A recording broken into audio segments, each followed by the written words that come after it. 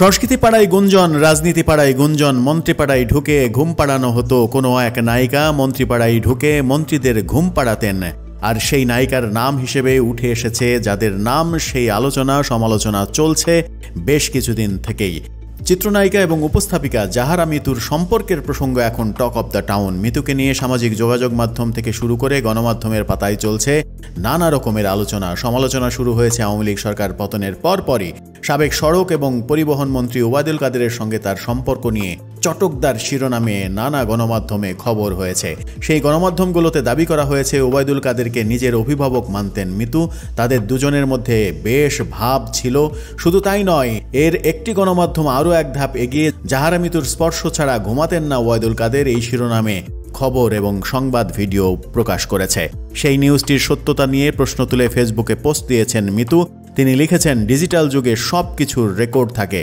আমার বাসা থেকে বের হওয়ার সিসিটিভি ফুটেজ যেমন থাকবে, আমি কোথাও গেলে সেটারও রেকর্ড থাকবে, কল লিস্টের রেকর্ড থাকে। এসব বুঝে শুনে নিউজ করতে হয়। দেশের সর্বোচ্চ একজন মন্ত্রীকে মন্ত্রীপাড়ায় প্রতিদিন ঘুম পাড়ানোর নিউজ কোনো মেয়াদ উত্তীর্ণ সবজি সেবনের ফলেই লেখা যায়।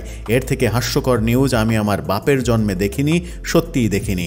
সমালোচনা যখন তার পিছু ছাড়ছে না, তখন আবারও সামাজিক যোগাযোগ মাধ্যমে পোস্ট দিয়েছেন। লিখেছেন, একটা আজব স্ক্রিপ্ট দিয়ে শুরু আজকের এই অবস্থা।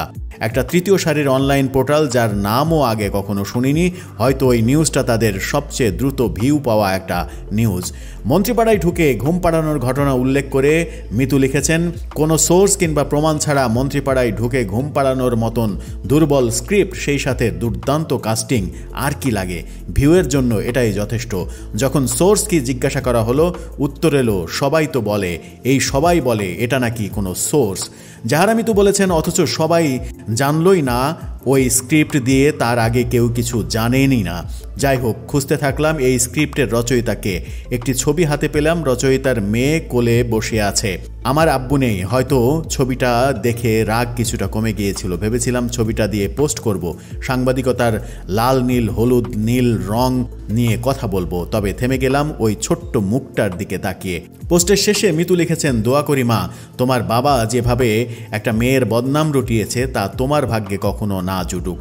তোমার নামে কেউ কখনো মিথ্যা অপবাদ না দিক। আল্লাহ যেন তোমাকে কোনো পাড়া প্রতিবেশীরও মিথ্যা অপপ্রচারের ভাগিদার না করে। বড় হও, তবে বাবাকে এসব অপরাধের জন্য ঘৃণা করো না। হয়তো তোমার মুখে ভাত তুলে দিতেই আজ তার এই অবস্থা।